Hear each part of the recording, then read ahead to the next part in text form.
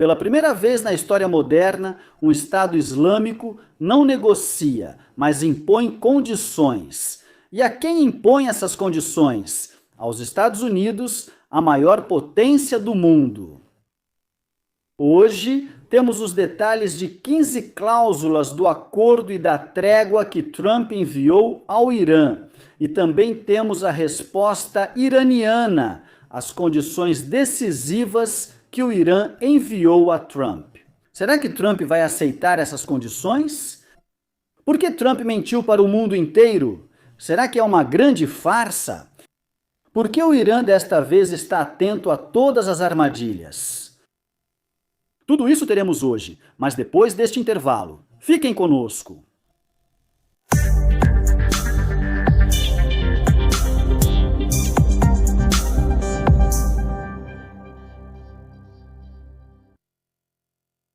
Prezados telespectadores,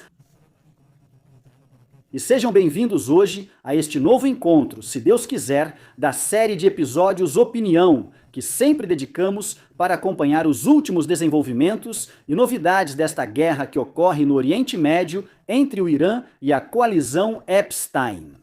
Esta semana, prezados telespectadores, foi completamente diferente dos outros dias desta guerra. Porque toda essa conversa da mídia, toda a história, está voltada para as negociações esperadas entre os Estados Unidos e o Irã desde o início desta semana. Está claro que essas negociações acontecerão durante o final de semana, porque hoje o diretor da Agência Internacional de Energia Atômica, Rafael Grossi, fez uma declaração confirmando isso e disse que essas negociações serão na capital paquistanesa, Islamabad, ou seja, no Paquistão. Portanto, a novidade desta vez é que depois que o Paquistão enviou ao Irã os termos do possível acordo para cessar a guerra, composto por 15 cláusulas, está claro que o Irã aceitou negociar sobre esses termos. Isso é de acordo com o que indicou a agência de notícias americana Associated Press, que também revelou alguns dos termos desse acordo. Ela disse que inclui o levantamento das sanções impostas ao Irã, cooperação na área de energia, redução do programa nuclear iraniano, supervisão da Agência Internacional de Energia Atômica sobre essas instalações nucleares iranianas, garantia da navegação marítima pelo Estreito de Hormuz e o programa de mísseis iraniano. Vamos falar sobre todos esses assuntos em detalhes, mas é claro que isso ainda são apenas pontos de negociação. Com certeza, há questões que o Irã aceita, há questões que o Irã rejeita completamente e há outras questões que o Irã vai impor na mesa de negociações. Pela realidade dos fatos, hoje ela é a parte vencedora nesta guerra. Hoje há uma série de vazamentos sobre os termos deste acordo proposto exatamente pelos Estados Unidos. Mas há propostas ou cláusulas rejeitadas pelo Irã. Encontramos uma cláusula que diz que o Irã deve desmantelar suas capacidades nucleares. Essa proposta é rejeitada pelo Irã categoricamente. Logicamente, não faz sentido o Irã aceitar coisas que já rejeitava antes da guerra e hoje, depois da guerra, aceitar isso enquanto está vitorioso nesta guerra.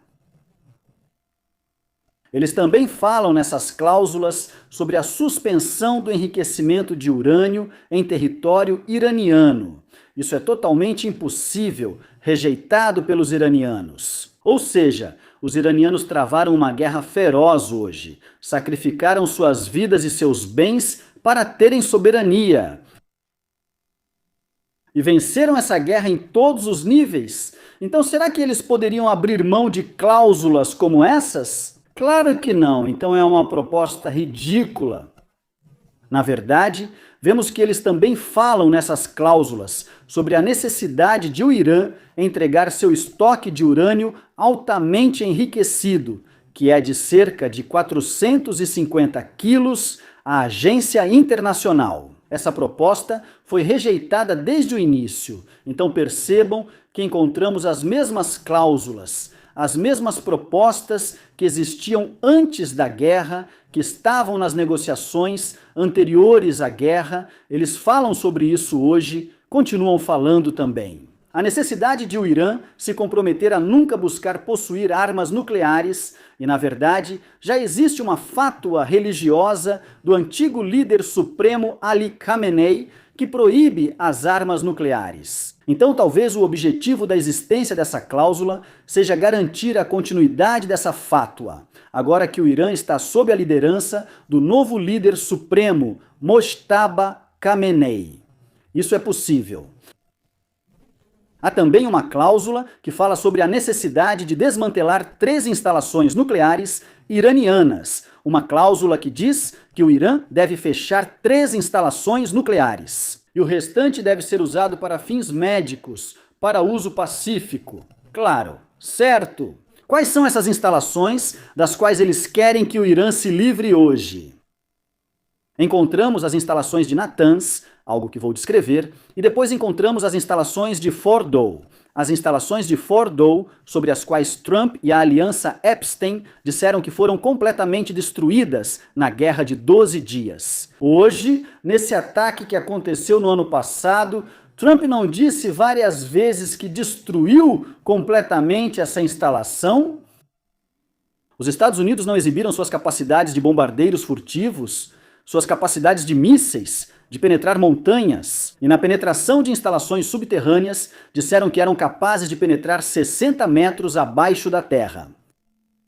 Então, por que hoje eles colocam essa instalação de Fordow entre as instalações que exigem que o Irã desmonte? Isso significa que ela não foi destruída. Isso confirma uma coisa: eles a esconderam durante quase um ano inteiro da guerra. Um ano inteiro, desculpe, do ano passado. Assim como escondem hoje. Um conjunto de fatos durante essa guerra confirma que o ataque do B-2 na Guerra de 12 Dias foi um fracasso, não atingiu o objetivo. Da mesma forma, encontramos entre os itens propostos, itens que obrigam o Irã a parar todas as formas de financiamento, orientação e armamento para o que hoje chamam de grupos aliados do Irã na região. Isso é possível? Claro que não. O Irã também rejeita esse item de forma definitiva, e isso está de acordo com todas as leis e normas internacionais. O Irã, por exemplo, quando oferece apoio ao Hezbollah libanês, faz isso de forma legal, assim como vemos todos os outros partidos no mundo recebendo apoio de países e de organizações internacionais. A única parte hoje que tem o direito de interromper esse apoio iraniano ao Hezbollah é o Estado libanês. Mas isso desde que haja uma lei que proíba isso para todos os partidos libaneses, para todas as comunidades religiosas e não apenas para um único partido. Porque há quem receba apoio da França, há quem receba apoio dos Estados Unidos, há quem receba apoio da Arábia Saudita, dos Emirados Árabes Unidos e de outros. Por que falam apenas sobre o Irã?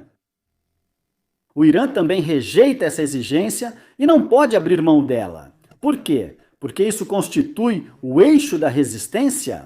Isso determina o futuro de uma região, representa a força do Irã na região. Nenhuma pessoa sensata aceitaria tal exigência. E hoje, então, com esses desdobramentos e a vitória iraniana nesta guerra, o Irã vai concordar? Claro que não. Da mesma forma, encontramos cláusulas que falam sobre a necessidade de restringir o programa de mísseis iraniano, tanto em termos de alcance quanto de quantidade. Então prestem bastante atenção. O Irã possui mísseis com alcance que chega a Israel, à Europa e a outros lugares. Eles não querem isso, querem limitar o Irã apenas. Mísseis que alcancem apenas os países vizinhos, como a Arábia Saudita, o Iraque e outros, ameaçando apenas os países islâmicos vizinhos. Eles querem que esses mísseis sejam em número limitado e conhecidos. Eles sempre sabem quantos você possui, quantos ainda restam com você, e talvez até os locais de armazenamento possam ser destruídos quando eles quiserem. Porque se o Irã aceitasse essa condição, com certeza haveria observadores para garantir o cumprimento dela, observadores internacionais dos Estados Unidos, da Europa e de outros lugares que iriam monitorar esses depósitos e fábricas, coletando informações. Pelo amor de Deus, vocês acham que o Irã aceitaria essa condição? É possível que um país sensato abra mão do segredo de sua superioridade hoje nesta guerra? Do segredo de sua vitória nesta guerra? Essa arma, esses mísseis, são o orgulho do Irã.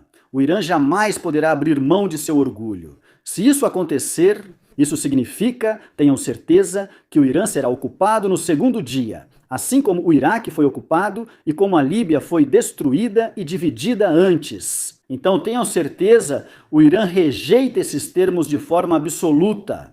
Prestem atenção, todos esses são termos que o Irã não pode aceitar. O Irã os rejeitou quando estava em uma posição de fraqueza e agora está em uma posição de força. Talvez rejeite até mais do que antes. Na mesa de negociações hoje, há alguns termos realmente razoáveis que podem ser negociados, como, por exemplo, a necessidade de abrir o Estreito de Hormuz. Isso não é rejeitado pelo Irã. A novidade hoje é que ela tem exigências. Em troca disso, o Irã exige que talvez haja tarifas alfandegárias impostas aos navios que passam por essa passagem. Há um item que diz que, desta vez, as sanções contra o Irã serão retiradas em definitivo, sem possibilidade de serem reimpostas novamente. O importante é que esses são os termos que Trump enviou ao Irã por meio do mediador paquistanês.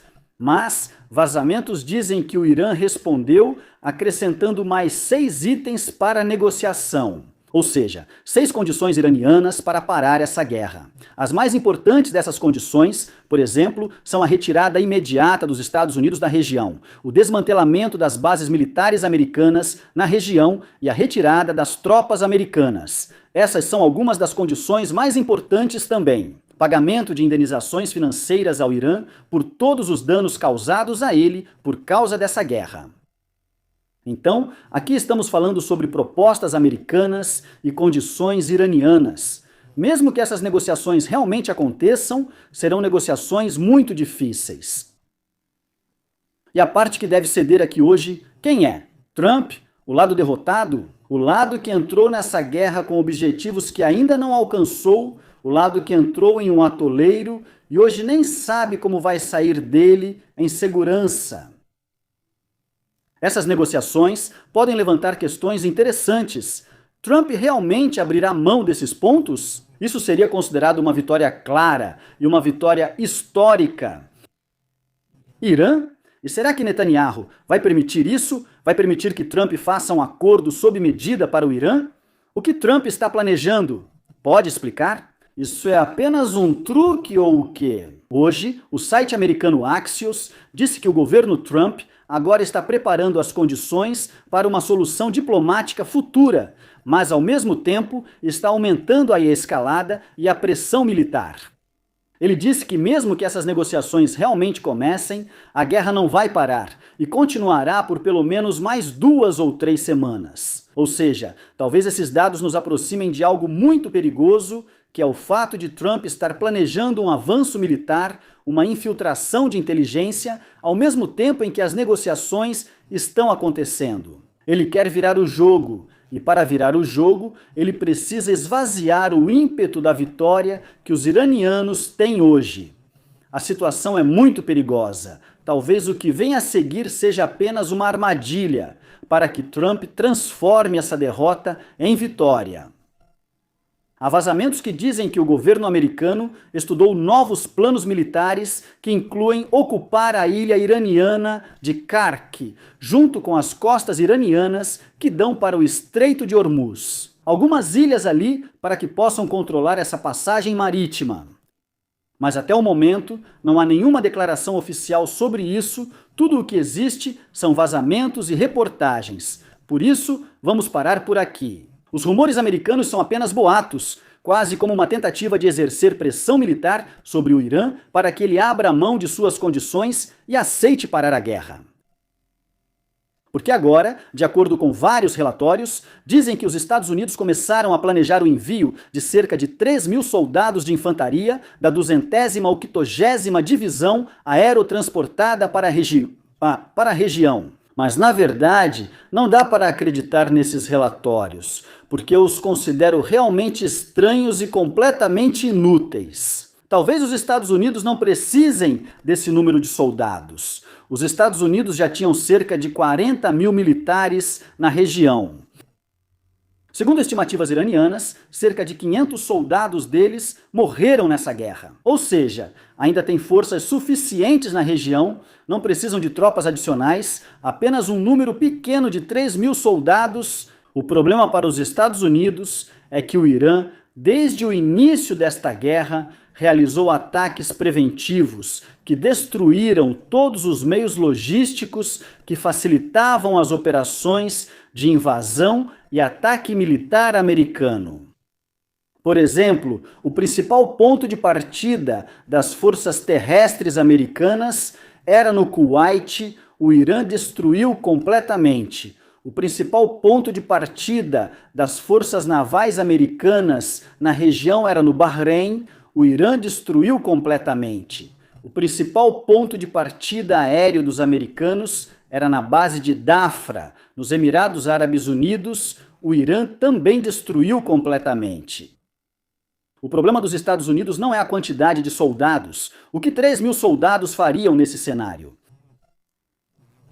A região, mesmo que enviem 1 milhão de soldados para a região, não vai adiantar. O problema é logístico, vai precisar de muito tempo para reorganizar toda essa logística na região. Não há tempo, porque cada dia extra nessa guerra significa mais um dia de perdas, de desgaste e assim por diante. Por isso, eu descarto totalmente que haja planos para uma operação de desembarque aéreo ou para controlar o Estreito de Hormuz ou a ilha de Kark. Se isso acontecer, tenham certeza absoluta, será como um cemitério para os soldados americanos, e isso causará uma destruição ampla em todos os países do Golfo, como Arábia Saudita, Emirados Árabes Unidos e Catar. Naquele momento, alguns países talvez desapareçam da região. Por isso, esses movimentos americanos são realmente estranhos ultimamente. Podemos interpretar isso como uma tentativa de exercer pressão militar sobre os iranianos para que eles abram mão de suas demandas legítimas, ou podemos interpretar apenas como uma manobra de dissimulação, com uma dissimulação diplomática ao abrir essa negociação e uma dissimulação militar com esse tipo de notícia. Enquanto isso, o plano é um outro ataque diferente e surpreendente, depois de causar algo no interior do Irã, um ataque ao Irã. Pelo que está claro, o Irã leu bem essas questões, porque desde o início disse que a guerra continua e que são os mísseis que vão negociar com a coalizão Ibstin. Ou seja, o Irã entende muito bem hoje esses planos, e por isso toma precauções e continua nessa guerra, como se não houvesse negociações, que vai começar ou já começou. O Irã desta vez não é o mesmo Irã de antes, e o Irã depois desta guerra não será como era antes desta guerra. Vamos ver como as coisas vão se desenvolver nas próximas horas. Não se esqueçam de se inscrever e clicar no botão de like. Que a paz, a misericórdia e as bênçãos de Deus estejam com vocês. Até a próxima!